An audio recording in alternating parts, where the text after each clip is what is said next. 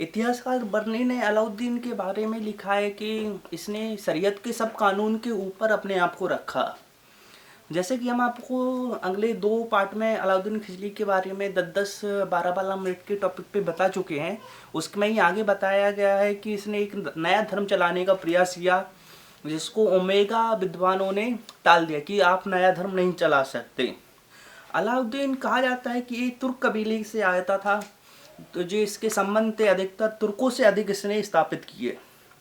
तथा इसने जो भी सैनिक थे उनकी वेशभूषा पे विशेष ध्यान दिया, क्योंकि अगर कोई 2 सेना आपस में लड़ती हैं तो हमें कैसे पता चलेगा कि हमारी सेना है कि नहीं है। इसने जो अपनी वेशभूषा है सैनिकों की उस पर अधिक बल दिया, तथा उनके वस्त्रों का, ड्रेस का डिजाइन तथा घोड़े दागने की जो परंपरा है, कहा जाता है कि अलाउद्दीन खिलजी के समय से ही प्रारंभ की गई। कहते हैं कि इसने भूमि मापन की प्रक्रिया पे अधिक बल दिया कि जो भूमि पे माप लिया जाएगा उसके आधार पर ही टैक्स का निर्धारण किया गया।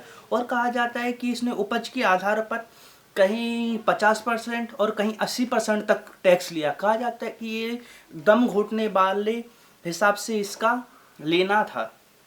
कहा जाता है कि इसने दीवाने मुफ्त वराज के नाम की भू राजस्व प्रणाली अपने भारत में लागू किया। कहा जाता है कि इसने चोरी रोकने के लिए, जो अलाउद्दीन खिलजी था, इसने चोरी रोकने के लिए अलग अलग प्रांतों में जिसने इतने प्रांत जीते थे उस पर गवर्नर की नियुक्ति की, तथा अपना एक सेनापति भी नियुक्त किया था जो चोरी रोकने में अहम भूमिका निभाए। जो ओमेगा वर्ग के लोग थे इसने उनके ऊपर अपने आप को रखा। कहा गया है कि ओमेगा के ऊपर भी रखा, लेकिन ये ओमेगा की बात सुनता था कि सही है कि नहीं है, तथा इसने अपने ओमेगा होने का कोई प्रूफ नहीं दिया। हमें कहीं देखने को नहीं मिलता है कि इसने कहा कि हम ओमेगा के ऊपर है, लेकिन हमें कहीं कहीं इतिहासकार बताते हैं कि इसने ओमेगा जो विद्वान थे उनके ऊपर रखा। इनके दरबार में बहुत सारे अनेक विद्वान भी रहे हैं, जैसे अमीर खुसरो के बाद हसन हमें देखने को मिलते हैं, जिनकी अलग अलग पुस्तकें हमें पढ़ने को मिलती हैं। तथा इसने अपनी राजधानी जो दिल्ली के पास श्री है उसके पास इसने स्थापित किया। तथा इसने नगद वेतन, जो खालसा भूमि था उसको बंद करके नगद वेतन, स्थायी सेना, ऐसा इसने बहुत सारी स्थायी सेना रखा। इसके वजह से ही तो रणथंभौर देख लें, हम चित्तौड़ देख लें, अलग अलग इसने अभियान भी किए। इसने घोड़ा दागना, जो घोड़ों पे निशान लगाना कि हमारे घोड़े हैं कि दुश्मन के घोड़े हैं, ये हमें देखने को मिलता है। घोड़े दागने की परंपरा भी इसने प्रारंभ की। और सैनिकों का हुलिया बोले तो इसने ड्रेस निर्धारण की थी कि सैनिक कैसी ड्रेस पहनेंगे, इस पे इसने विशेष चर्चा की है। और बाजार नियंत्रण प्रणाली, ऐसा इसने बाजार नियंत्रण पे भी बहुत सारे काम किए जो हमें आगे चलने को देखने को मिलता है। एक से एक अच्छे इसने कार्य हमें देखने को मिलता है। तथा इसने मंगोलों के प्रति, जैसा कहा जाता है कि मंगोल इसके समय पे इससे हद से ज़्यादा परेशान करके रखता था, तो तथा इसने मंगोलों के द्वारा आक्रमण का जो भी काम किया उसके प्रतिद्वंद में इसने रक्तचाप की नीति अपनाई। कहा जाता है कि मतलब जैसे वो करेंगे सेम हम करेंगे। अगर वो हमारी लड़की को उठा के लेके जा रहे हैं या हमारा खजाने को लूट पाए, सेम प्रोसेसिंग हम उनके साथ करेंगे, इनके था। ऐसा कहा जाता है कि इसने खलीफा के पद को मान्यता नहीं दिया और अपने आप को, जैसे कि हम बता चुके हैं कि ओमेगा से ऊपर रखा है, उस समय पे खलीफा का पद एक अहम भूमिका रखता था। इसने खलीफा के पद को भी इतना मान्यता नहीं दिया और अपने आप को ऊपर रखा।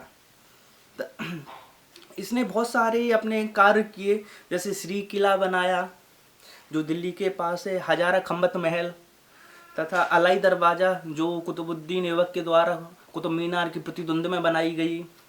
तथा इसने बहुत सारी मस्जिदों का निर्माण कराया है जो हमें पढ़ने और सुनने को अधिकतर मिलती हैं। तथा इसने दशमलव प्रणाली पे विशेष जोर दिया कि दशमलव प्रणाली पे भी हम टैक्स, जो दशमलव प्रणाली है उसका भी प्रारंभ किया। और जो खेती में दशमलव, जैसे किसी के खेत 2.25 बीघा है, वो दशमलव प्रणाली में इसने विशेष जोर दिया। तथा इसने खालसा भूमि पे अधिक विस्तार के लिए, जो खालसा भूमि जो दान में दी गई थी उसको ले लिया, तथा उस पर अधिक विस्तार के लिए कोई नई रणनीति हमेशा प्रारंभ करता रहता है कि अगर किसी ने इनके पहले जो शासक हुए उन्होंने जो दान में भूमि दे दी उसको ले लिया और उस पर अलाई दरवाज़ा हो गया, कोई ना कोई इमारत उन्होंने अलाउद्दीन खिलजी ने बनाता रहा, तथा राजा के नियंत्रण के लिए, जो इससे छोटे राजा थे उसके नियंत्रण के लिए भी इसने बहुत सारे कार्य किए तथा अपने मंत्री वगैरह नियुक्त किए। और कहा जाता है कि जो मुसलमान हमारे मस्जिद वगैरह बनाते हैं, जो गुम्मत तरीके से बनाई जाती मस्जिद है, उसका वास्तविक प्रारंभ इसके काल में ही हमें देखने को मिलता है। तथा इसने घोड़े की नाल जैसे मेहराब का सर्वप्रथम प्रयोग किया। कहा जाता है कि इसके द्वारा ही इस घोड़े की नाल का प्रयोग मेहराब में हमें देखने को मिलता है। अलाउद्दीन खिलजी देखें तो एक कुर्द शासक तो रहा ही है, तथा इसने कहा जाता है कि इसके हरम में इतनी बेगमें थीं कि ये हर किसी के साथ, जो भी बेगम हिंदू धर्म की हो या मुसलमान धर्म की हो, एक रात जब भी उसका निकाह होता है या विवाह होता है, उसके यहाँ एक राजा या मंत्री के यहाँ एक रात के लिए जाना पड़ता है। ये हमारे देश की एक कुप्रथा देखने को मिलती है कि हमारे दिल्ली सल्तनत काल में हम देखें तो मुसलमान जो शासक हुए उन्होंने किस प्रकार लोगों को सताया। उन्होंने हिंदू लोगों को तो सताया ही है, साथ में मुसलमान लोगों को भी सताया है। चाहे जजिया जकात खरात खैमत कर देख लें, जो चारों प्रकार के चरी घरी देख लें, ये मतलब हमेशा लूटपाट का ही इन्होंने क्षेत्र हमेशा ही अपनाया है। रणथंबोर देख लें, चाहे चित्तौड़गढ़ की महारानी पद्मावती को देख लें, राजा रतन सिंह की, मतलब अपनी क्रूरता के इन्होंने कोई भी ऐसा नहीं छोड़ा कि क्रूरता में कोई भी कमी की हो। हमेशा ये दिल्ली सल्तनत के जितने भी शासक देखने को हमें मिलते हैं, इन्होंने हमेशा भारत के प्रति काम किया है और हमेशा ये तुर्क से संबंध रखते थे। ये हमेशा तुर्क लोग हमेशा देखने को मिलते हैं कि हमारे हमेशा प्राचीन काल में विरोधी ही रहे हैं। इस हिसाब से अलाउद्दीन खिलजी का हमें जो चरित्र देखने को मिलता है, हम लोग कहीं से भी ये नहीं कह सकते कि इसका चरित्र हमारे लिए मूल्यवान है। इससे अच्छा हमें चरित्र में पढ़ने को पद्मावती और रतन सिंह ही चाहिए। जय हिंद दोस्तों।